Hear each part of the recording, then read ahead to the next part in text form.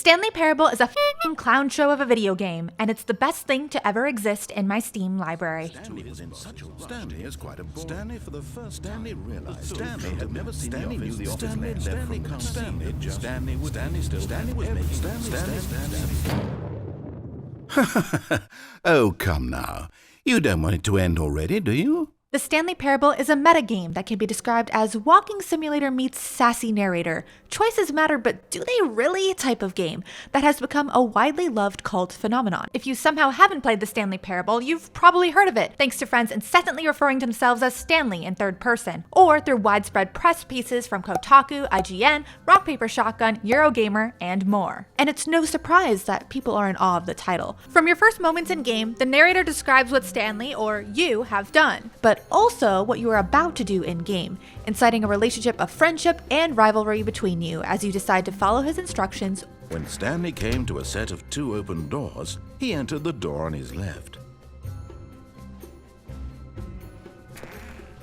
Or stray from the path. The narrator says Stanley walked through the left door, so it's in the past tense, but you still have the ability to go through the right door. This was not the correct way to the meeting room, and Stanley knew it perfectly well. If you could do it multiple times, how would that reconcile? Would they be considered a part of the same game? Would they be separate games? These were questions that I like. In just trying to even hold and contain that scenario, it was impossible. And so the conclusion that I came to then was that, okay, this is going to be an impossible game. This meta novelty instantly reels in gamers, or pushes them away. But this isn't a video about the ins and outs of the Stanley Parable's numerous mind-numbing quote-unquote endings, although you should play and get all the endings, they're very fun. This is the story of how a 23-year-old undergraduate developer's simple Half-Life 2 mod became a cult phenomenon. We'll be looking at how Davey Wreden's launch plan of the Stanley Parable and the Half-Life 2 community, the accidental relationships he made along the way, and his pure willingness to be wrong helped him turn the Stanley Parable into the franchise it is today. The first release of the Stanley Parable was actually as a Half-Life 2 mod back in 2011. The Stanley Parable, the standalone game, came out in 2013. It was the first time that the game actually had original assets featured. Finally, the Stanley Parable Ultra Deluxe version released in 2022, 9 years after the standalone first release, and a whole 11 years after the original mod release as well. So let's dial it back to July of 2011. July 31st, 2011 is when the Stanley Parable Half-Life 2 mod version was first released. It was released on a site called ModDB, a popular website for game mods, and the fact that the Stanley Parable was a Half-Life 2 mod to begin with is a large reason as to why Wreden was able to gather an audience and true fans that followed the game for years to come. Davey Wreden goes by the name Cakebread online, and while he joined ModDB in 2009, he does not have public posts up at the moment predating the Half-Life 2 mod version of the game. His first public post is actually named Waiting for Approval and talks about literally waiting for approval of the mod version of the game, and following posts talk about the final release version, a new trailer coming out, updates, etc. What I found interesting about this is that each of the public posts actually have about 1,000 or fewer views, and given that it's been many years since the game came out, I'm sure there are people digging around like me. However, on August 4th, 2011, Wreden, or Cakebread, posted a trailer for the Stanley Parable. He notes many people have asked for a trailer of the game, so I've put a little something together. I encourage you to go play the game without watching the trailer, but if you need a little something, here it is. Notably, at the end of his message, he says, "I have an appeal. If you enjoyed playing this game, please pass it on. We are getting great response, but without a little press, it may not ever reach an audience bigger than ModDB. If the game moved or struck you in a particular way, I ask that you send it along to Kotaku, Rock Paper Shotgun, Destructoid, Indie Games Blog, or any outlet you think may like it. I do not want to charge anyone for the game, I just want it to reach every person who may see something really meaningful for them in it." This post about the new and first trailer for the Stanley Parable mod version has about 2,500 views, and about 7 comments as well. It did better than his previous post, but obviously nothing that blows it out of the water.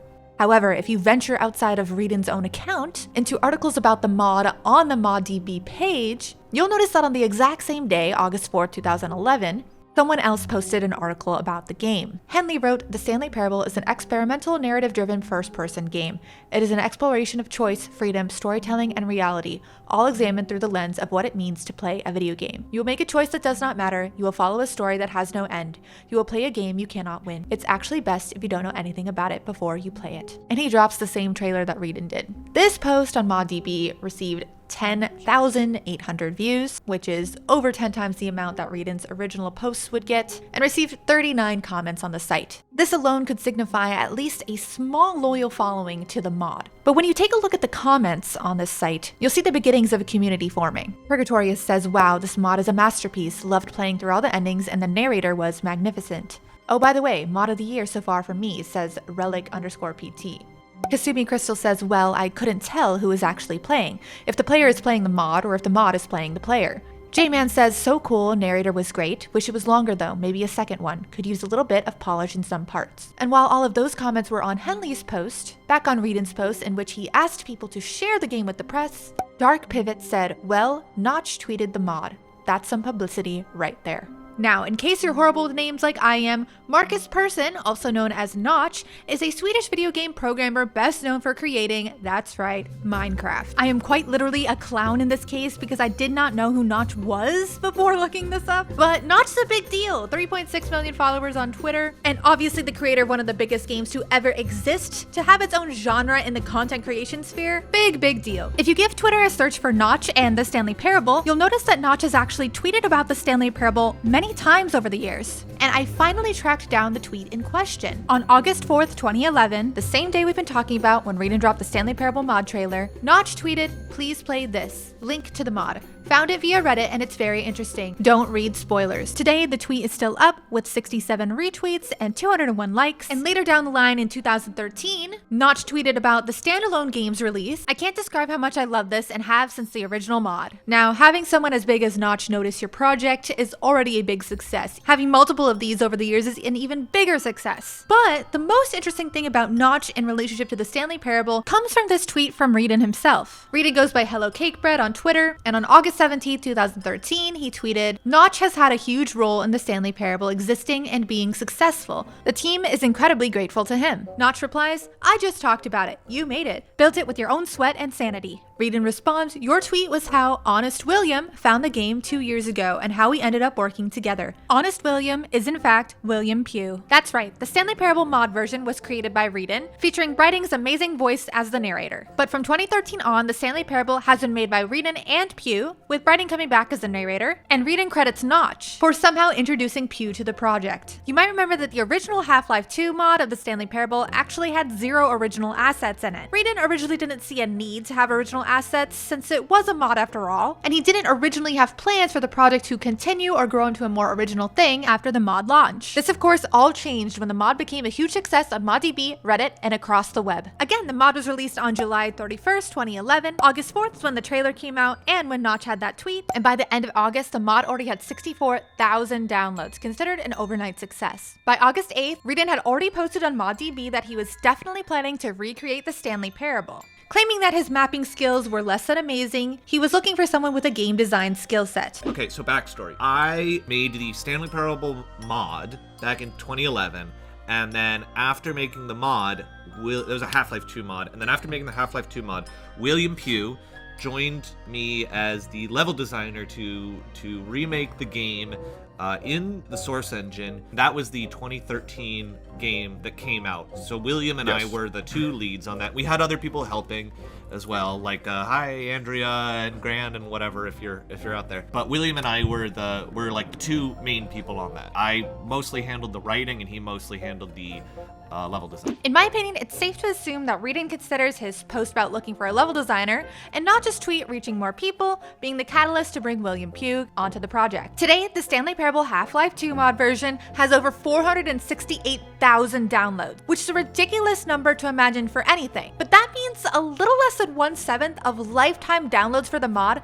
happened in that first month of launch, truly making the Stanley Parable an overnight success. For anyone in the game industry or social media, very much me, some big takeaways from the Stanley Parable include using Reddit and not being afraid to ask your community to spread support for your game. Now, Reddit is kind of a monster. Nobody likes self-promo there, but they really like cool shit. And I think Readin's personality over on Reddit has done well for him in the past. You might recall that Notch originally heard about the Stanley Parable through Reddit, and for the 2013 release of the Stanley Parable, 5 days after launch, Readin, Pugh, and Kevin Brighting hosted an AMA about the game to fans across the world. There are some really cool responses there, but this one's my favorite. El Stumpo said, "Have you heard of the game where you press a button and it says 8?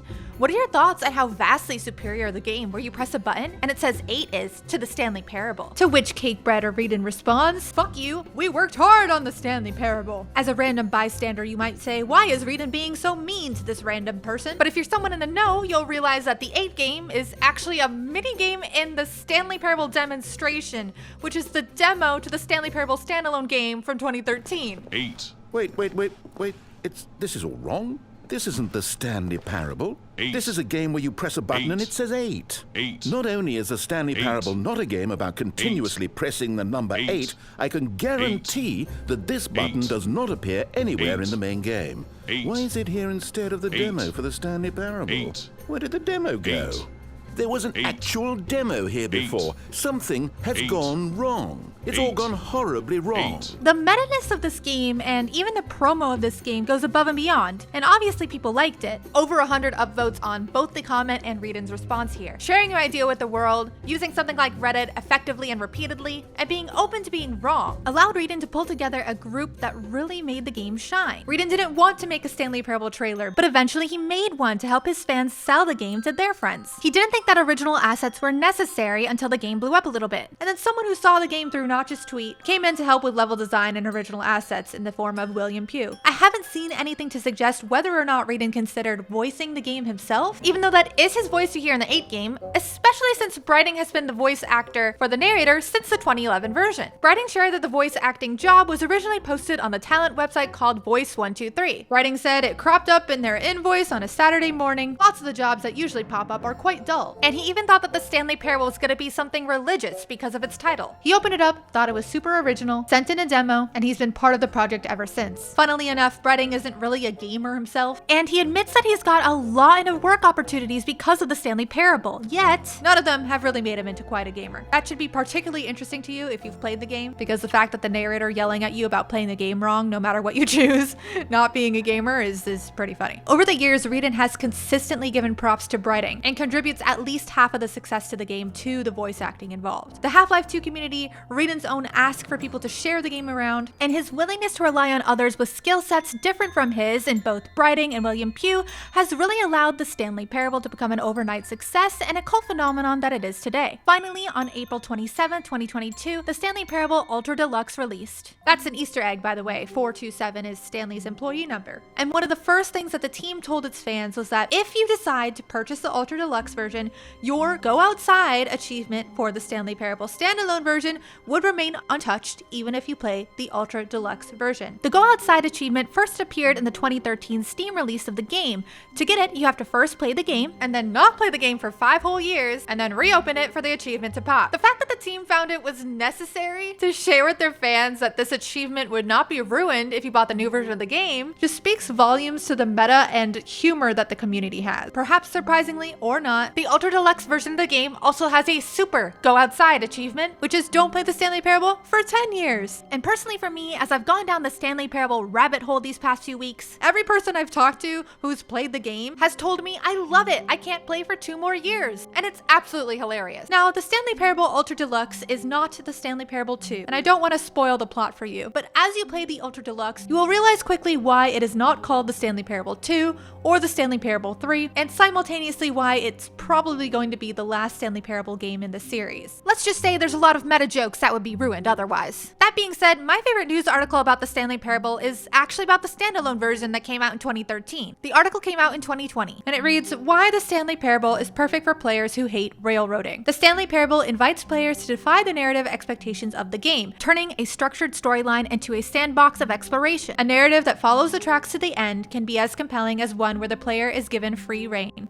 The Stanley Parable also drives home the idea that rebelling against the narrative can be railroading too. By pitting the player against the narrator and the scripted narrative, the Stanley Parable allows players to take out their anger against the idea of railroading while exploring its potential. If you weren't familiar with the term railroading, it's being used in this context as forcing a player to follow a particular set of tracks or path in a game. Very anti-open world. And as the author of this article notes, the Stanley Parable explores the idea of railroading by giving you multiple options to pursue, but reminding you that every ending you find is technically one they planned for anyway. If you didn't know by now, The Stanley Parable is one of my favorite games ever. It's a game about endings, it's a game of what ifs. I'm always the first player to jump off a cliff just to see what will happen in a game, so it feels like this game was made for me. I hope you enjoyed my deep dive into the creation of The Stanley Parable and its success. It's a gem of a game and I urge you to play it today. Go ahead and buy the Stanley Parable Ultra Deluxe version. When you boot it up, it will ask you if you've ever played the Stanley Parable before. Saying yes brings you to new content earlier. Saying no will give you the full Stanley Parable experience as if you've never played before, including the standalone version or the mod with a few upgrades. When you accidentally play the game for 7 hours straight like I did without blinking, leave a comment below because I'd love to hear what you think, even if you're wrong and don't like the dry humor for some reason. My name is Fae, I'm a clown VTuber, I laugh at the world, and I also make video games. I'm working on a bunch more videos in this style for indie game gems and ones I don't like. So thank you for watching, subscribe, and I'll see you in a live stream soon. Bye!